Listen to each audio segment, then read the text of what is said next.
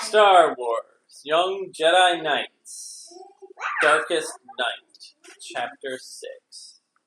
The morning breeze ruffled Loewy's ginger-colored fur as he stood with his friends outside the treetop's observation platform. The area was broad and smooth, empty of equipment or visitors, the perfect place for them to stretch their muscles and perform Jedi exercises in the fresh outdoors. The air was enriched with the scent of spring blossoms, new leaves, and sun-warmed wood. Beside him on the wooden platform, Sierra crouched in pensive silence, watching the Jedi trainees as they worked through their individual exercise routines. Loewy tried not to make it obvious that he was keeping an eye on Sierra. Too great a show of concern on his part. He figured it would probably be only to annoy his sister and make her more stubborn. They had left many issues unspoken between them, but he knew they would have to talk soon. He flicked his golden eyes around the platform and watched as Jason did push-ups and Jaina practiced gymnastic tumbles.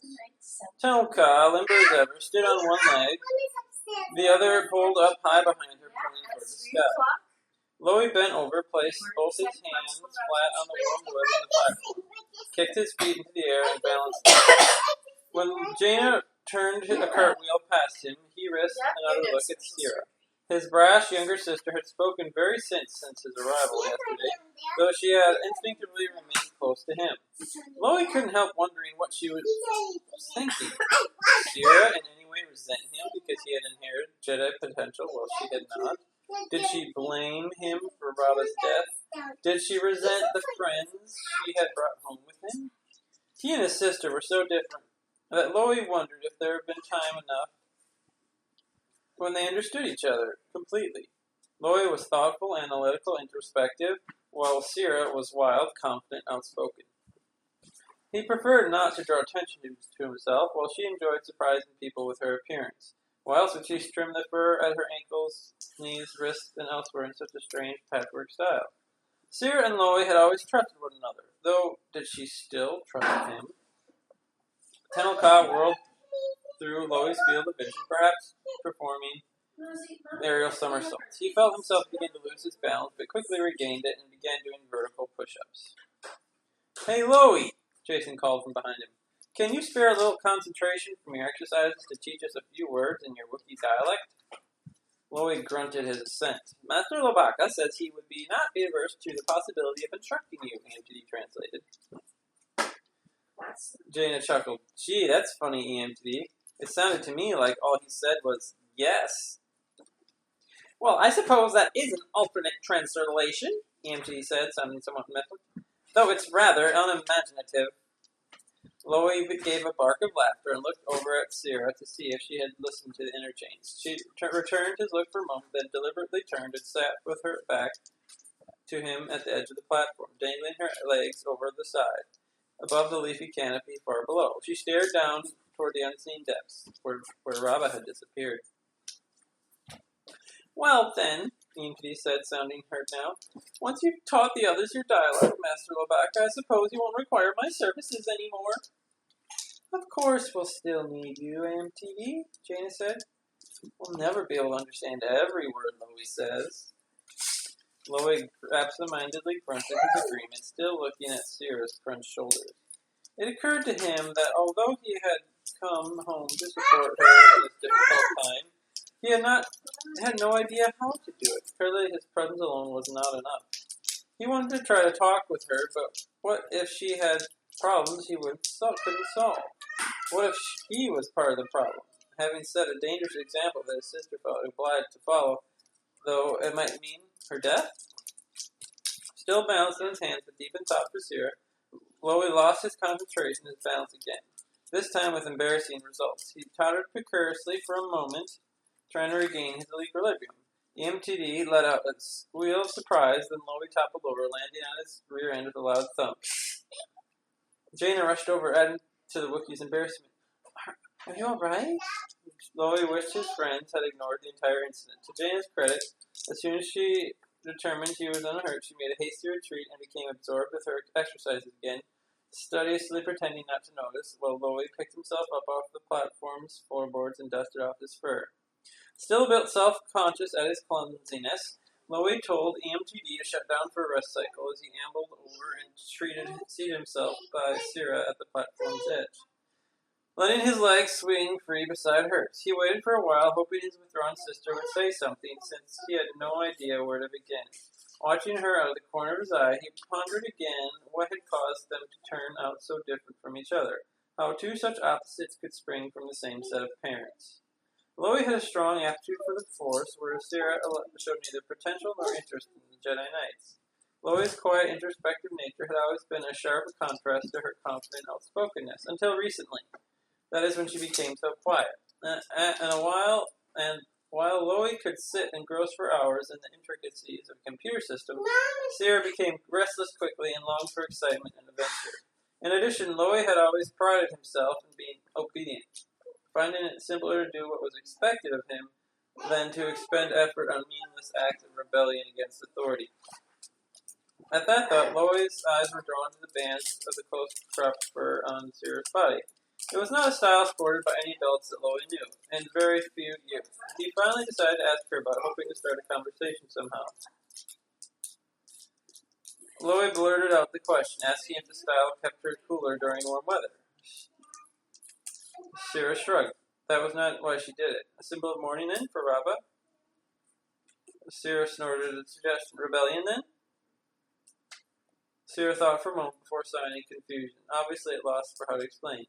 She thought of how it as a way of showing on the outside what did not show on the inside, that she was different. Loey considered this, rumbling deep in his throat. He had thought it was already clear enough to everyone that she was different. Sierra shook her head and sprang to her feet on the platform. Loey saw at once that she was irritated, that he had misunderstood her, for her sister walked all the way around the edge of the platform before motioning him to join her. When he did, she practically had to run to keep pace with her. At last, Sierra spoke again, her agitation apparent in her voice. She pointed to the shaved wrists and elbows, explaining in more detail that she did this to show others that she was not like them. Loey cocked his head quizzically, trying to think of a response. But Sierra resumed her explanation. She said that since she didn't have the Force potential as he did, their parents had always assumed she would work in the fabrication facility. But Sierra had no wish to work there like everyone else did. She didn't enjoy assembling computers and was only a mediocre programmer. She raised a fist and barked loudly. She wanted to do something more exciting. Loey shook his head sternly. Wookiees could excel in engineering, science, and piloting, anything they wanted to do. But such successes did not come easy. He nodded toward his friends to indicate how hard they were training at the moment. Loey and Sierra walked together for a while in silence. Jason, Jane, and Tanaka finished their exercise and perched at the edge of the platform, looking down at the beautiful tree canopy. Jason pointed, Hey, Loey, how do you say the name for these trees? Loey barked the answer, Wushu. He and Sierra had skirted the trio. Loey asked his sister what she wanted to do with her life. Sierra groaned and shrugged uncertainly. Loey thought for a moment. Well, what did she like to do, he asked.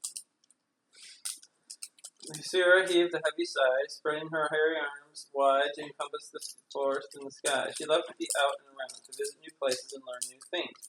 She enjoyed feeling free, the way Loey himself did when he traveled on his skyhopper. And Sierra liked making her own decisions, not being told what she had to do and when. Loey growled the names of distant cities in Kashyyyk, suggesting other factories, other jobs. Sierra waved a giant hand as she brushed the idea away. She wanted to do something important, something unusual.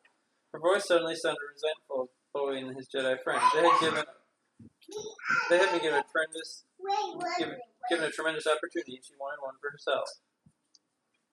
The twins and Telka took turns reaching out with the Force to make temporary furrows in the leafy canopies below, as if a giant invisible bird of prey were skimming above the leaves in search of a quarry. Sierra grumbled in disgust and pointed to the Jedi trainees racing their Force bureaus through the leaves, crisscrossing and intertwining them. She would never squander talent like that, she insisted, knowing that she intended to prove her strength and bravery against a science pine. Sierra expressed her doubts that the young Jedi Knights would even last 5 minutes down in the Force underlevels. The Force powers not keep them safe, she asserted, if that's how they use them. Chloe fixed his sister, challenging look, trying to explain difficult concepts. His friends were merely exercising their abilities. Learning and practice were never wasted. He insisted their friends were much stronger than they appeared. Cyril shrugged away his comment and began pacing the flats under its platform again. Exasperated, Chloe demanded to know how she expected him to help her solve her problem. Surprise registered on Cyril's face. She hadn't asked him for a solution. It was Chloe's turn to be perplexed. As if he saw her sister confused or plain, he asked, shouldn't he assume she wanted help?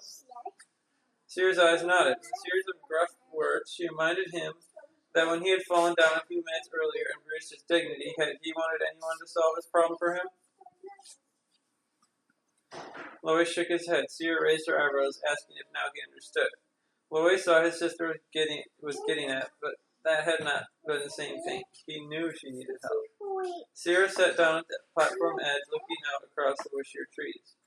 Chloe squatted beside his sister with earnest concern, and her expression softened. She didn't want him to solve her problem, she said, but that didn't mean he wasn't helping. Chloe realized it was just helping her to have someone who listened. He clasped her shoulder, and Cyril sat close to him. For now, that seemed to be enough.